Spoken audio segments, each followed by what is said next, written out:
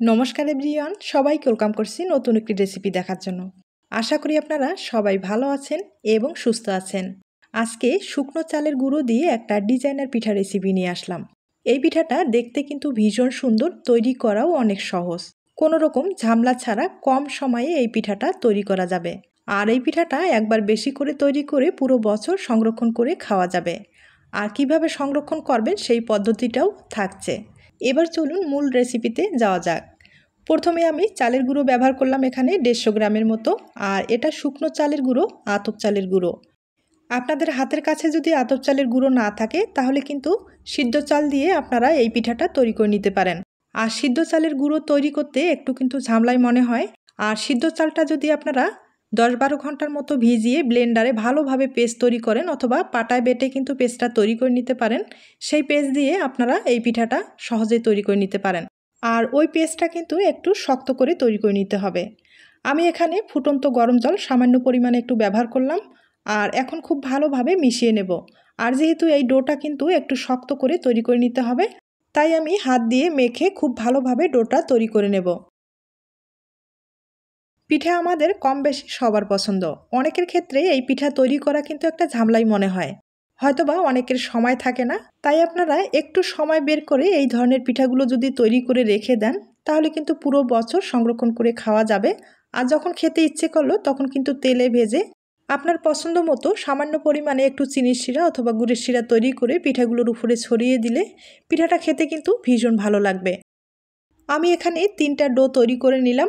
আর দেখতে পাচ্ছেন এই ডোগুলো কিন্তু এখন ফুটন্ত গরম জলে ভালোভাবে ভাপিয়ে নিতে হবে, মানে সিদ্ধ করে নিতে হবে। আর এভাবে যদি আপনারা পিঠাটা তৈরি করেন তাহলে কিন্তু পুরো বছর আপনার পিঠা কোনো সময় নষ্ট হবে না এবং পিঠার যে একটা স্বাদ আছে স্বাদে কিন্তু কোনো রকম কমতি থাকবে না। আর এখানে মূল কথা হচ্ছে কোনো রকম মেডিসিন দেওয়া থাকছে না বা কোনো রকম ঝামেলার মধ্যে জড়ানো যাচ্ছে না।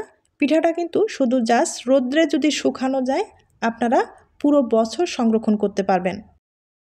এই ডোগুলো প্রায় আমি 5-7 মিনিটের মতো হাই হিটে ভালোভাবে সিদ্ধ করে নিলাম। আর মাঝে মাঝে একটু উল্টে পাল্টে দিলাম। খুব ভালোভাবে সিদ্ধ করে নিলাম। এবার কিন্তু তুলে নিতে হবে। আর দেখতেই পাচ্ছেন ডোগুলো কিন্তু খুব ভালোভাবে সিদ্ধ হয়েছে। এখন এই ডোগুলো একটু ঠান্ডা করে নিতে হবে। কিছুটা ঠান্ডা করার পরে এবার হাত দিয়ে মেখে খুব ভালোভাবে একটা ডো তৈরি করে নিতে হবে। একবারে সফট একটা ডো তৈরি করে নিতে হবে। এই ডোগুলো অনেক সময় দেখা যাবে সিদ্ধ করার পরে কিন্তু একটু শক্ত হয়ে যায়, তবে ভয় পাওয়ার কিছু নেই।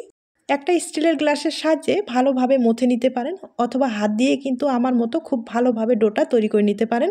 আর ডোটা যখন একবার তৈরি হয়ে যাবে তখন কিন্তু পিঠাগুলো তৈরি করতে অনেক সুবিধা হবে। আপনার পছন্দ মতো যে কোনো ডিজাইন তৈরি করতে পারেন। পিঠাগুলো ভেঙে যাওয়ার ভয় থাকবে না বা বাঁকা হওয়ার কোনো আর চান্স থাকবে না। ডোটা আমি খুব ভালোভাবে তৈরি করে নিলাম। এবার পিঠার ডিজাইনটা তৈরি করে আপনাদের দেখিয়ে দিচ্ছি। ছোট্ট একটা লিচি কেটে নিলাম। আর বেলার সুবিধার্থে সামান্য পরিমাণে একটু চালের গুঁড়ো ব্যবহার করলাম। এবার যতটুকু সম্ভব পাতলা করে বেলে নিতে হবে, তবে অতটা পাতলা করার দরকার নেই, নাহলে ডিজাইনগুলো তৈরি করতে সমস্যা হয়ে যাবে। এখন একটা প্লাস্টিকের ঢাকনা দিয়ে গোল করে কেটে নিব। তবে এই পিঠাটা আপনারা চাইলে একটু বড় ছোট করে তৈরি করে নিতে পারেন।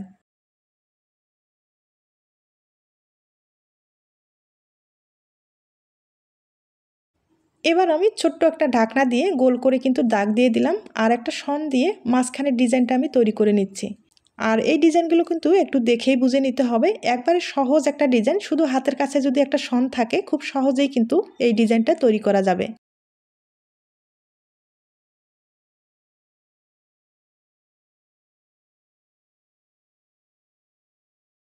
পিঠার মাঝখানের ফুলটা আমি তৈরি করলাম। আবারও একটা প্লাস্টিকের ঢাকনা দিয়ে গোল করে দাগ দিয়ে দিলাম। আর এভাবে কিন্তু দাগ দিয়ে তৈরি করলে প্রত্যেকটা পিঠা সমান হবে এবং পিঠাটা দেখতেও ভালো লাগবে। এরপরে একটা খেজুরের কাঁটা দিয়ে আমি সহজেই ডিজাইনটা তৈরি করে নিচ্ছি। আর এটা কিন্তু একটু দেখেই বুঝে নিতে হবে। তবে হাতের কাছে খেজুরের কাঁটা না থাকলে কোনো সমস্যা নেই। ঘরে তো নিশ্চয়ই সুই আছে, সুই দিয়ে কিন্তু এই ডিজাইনটা সহজেই তৈরি করে নিতে পারবেন।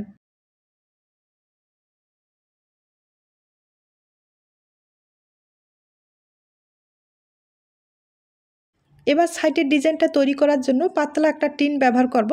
আর এই টিনের সাহায্যে আমি এই সাইডের ডিজাইনটা আমি তৈরি করে নেব।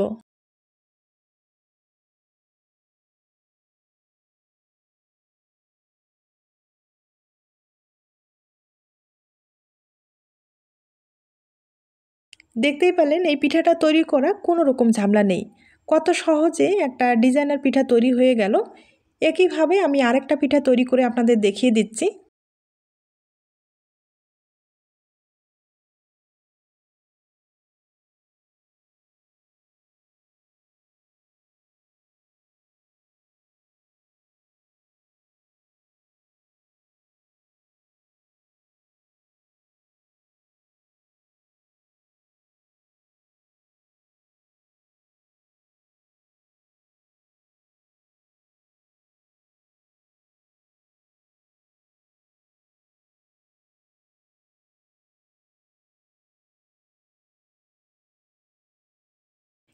আপনাদের আমি দুইটা পিঠা তৈরি করে দেখিয়ে দিলাম। দেখতেই পারছেন পিঠাগুলো কতটা সুন্দর হয়েছে। আমি একইভাবে অনেক কয়েকটা পিঠাই তৈরি করে নিলাম। একবার আপনাদের দেখিয়ে দিচ্ছি। আমি অফ ক্যামেরায় সামান্য পরিমাণে ডোয়ে কিন্তু একটু ফুড কালার ব্যবহার করলাম। এরপরে পিঠাগুলো আমি রোদ্রে শুকিয়ে নিলাম। একদিনের মতো শুকাতে সময় লেগেছে। আর শুকানোর পরে দেখতে পাচ্ছেন পিঠাটা কতটা সুন্দর হয়েছে। তবে আপনারা চাইলে যদি সংরক্ষণ করতে চান সেক্ষেত্রে কিন্তু ভালোভাবে 2 দিনের মতো রোদ্রে শুকাতে হবে। এরপরে সংরক্ষণ করতে পারেন।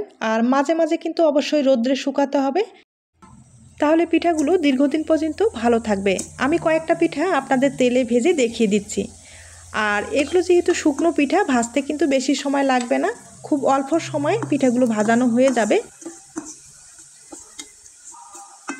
তবে এই পিঠাগুলো ভাজারও কিন্তু একটা নিয়ম আছে, যেমন বেশি আছে ভাজলে তাড়াতাড়ি কিন্তু পুড়ে যাবে, লালচে হয়ে যাবে, পিঠাটা খেতে ভালো লাগবে না।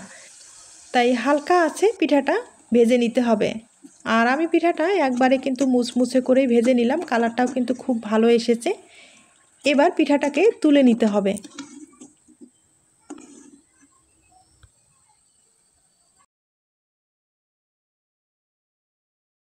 দেখতে পাচ্ছেন ভাজানো পিঠাটা কতটা সুন্দর হয়েছে।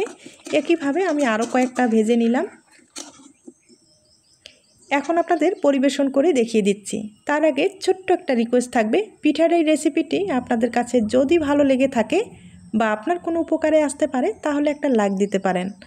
আর আমি সামান্য পরিমাণে গুড়ের শিরা তৈরি করে রেখেছি, সেগুলো উপর থেকে একটু ছড়িয়ে দিচ্ছি। আর এভাবে যদি আপনারা পিঠাটা খান তাহলে কিন্তু পিঠার স্বাদ যে একটা আছে, স্বাদে কোনো রকম কমতি থাকবে না। আপনি নিজেই বলবেন এর আগে কেন আমি পিঠাগুলো তৈরি করলাম না। এখন আপনাদের একটা পিঠা আমি ভেঙে দেখিয়ে দিচ্ছি। আর পিঠাগুলো কিন্তু এতটাই মুচমুচে, দেখতেই পারছেন কতটা সুন্দর হয়েছে। তাহলে আজ এ পর্যন্ত, নতুন কোনো রেসিপির সাথে আবার দেখা হবে। সবাই ভালো থাকবেন এবং সুস্থ থাকবেন।